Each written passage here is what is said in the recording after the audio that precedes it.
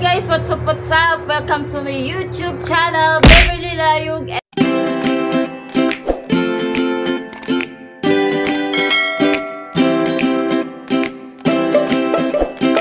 And for today's video guys, magre-review tayo ng isang product. So, ang product na ito guys ay ang Xylogel guys. Ayan.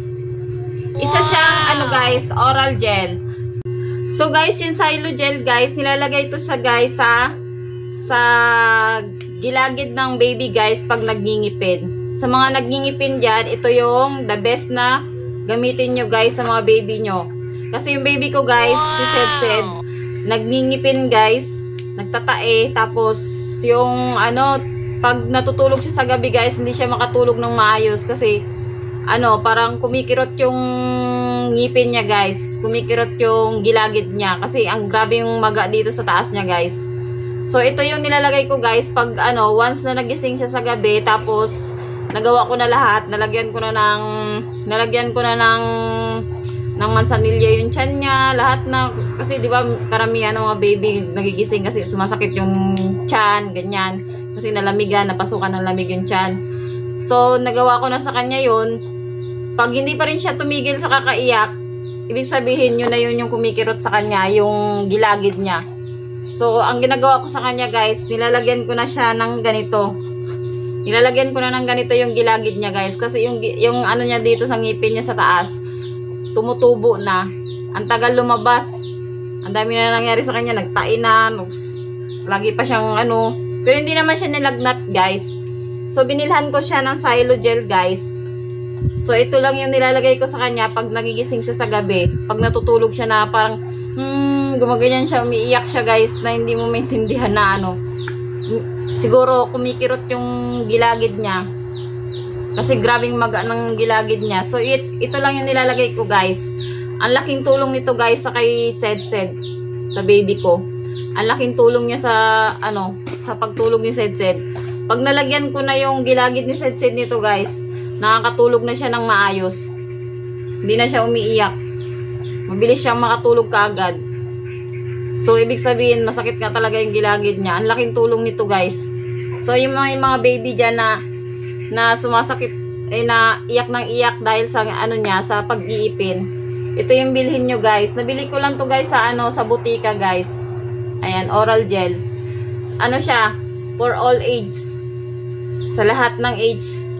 Sa lahat ng ng edad pwede. Sa lahat ng mga batang kahit siguro mga sumasakit yung ngipin, pwede rin to. Mga tinutubuan ng ngipin, tapos yung mga sumasakit yung ngipin dahil sa bulok ng ngipin, pwede rin siguro to. So, ito talaga the best sa mga baby guys. Siya, bubble gum flavor. Yan. Nung hindi ko pa nabilhan si Sed dito guys, talagang napupuyat ako kay Sed kasi pag once natulog na siya, tapos magising siya, iyak siya ng iyak, tapos baliktad siya ng baliktad. Hindi niya alam kung anong higa yung gagawin niya. Yung pala, yung ngipin pala niya yung So ito, nakita ko sa sa butika. Yan, tapos sabi ko, tinanong ko doon sa may nagtitinda doon, nagbabantay doon sa butika. Sabi ko, pang yan, te? Sabi niya, yung oral gel na yan, te. Sabi niya, pang yan? Para yan sa mga nag-iipin na baby. So, ayun, nung nagkapera ako, bumili ako talaga nito. Yun, ang laking ginhawa kay Sed guys. Kasi, yung ngipin niya guys, ang tagal lumabas.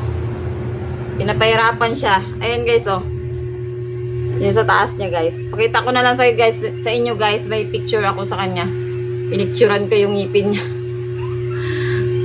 Nakakaawa rin mga baby na ganyan na nagngipin. Hindi makatulog ng maayos.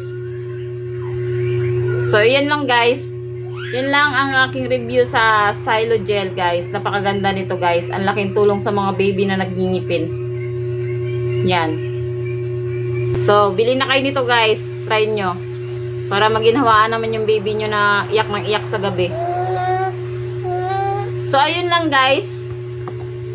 Ayun lang ang masasabi ko sa Xylogel guys. Nag-review lang ako dahil natuwa ako dito sa sa oral gel na to. So ayun lang guys, hanggang dito na lang ang aking video. Maraming salamat sa mga nanood. At kung bago ka pa lang sa aking YouTube channel, please subscribe and hit the notification bell para updated kayo palagi sa aking mga video. Bye! Love you all. God bless. Ingat kayo palagi. Mwah! Guys, ang paglagay pala guys ng ng Silo Gel sa gilagad ng baby guys, konti lang masyado guys, as in talagang konti lang. So ganito siya guys, kakonti. Ayan, parang ganyan lang siya guys, kakonti. As in konti lang guys, tapos igaganyan nyo lang sa daliri nyo ng bahagya para kumalat, kasi siya gel siya guys pag hindi mo siya kinalat sa daliri mo, hindi siya mapupuna sa gilagid ng maayos kasi buo siya. Kaya kailangan idurugin mo muna siya sa daliri mo bago mo ilagay sa Kailangan malinis din guys yung yung daliri nyo bago kayo maglagay ng Silo Gel sa gilagid ng baby nyo. So yun lang guys, naalala ko lang. Thank you.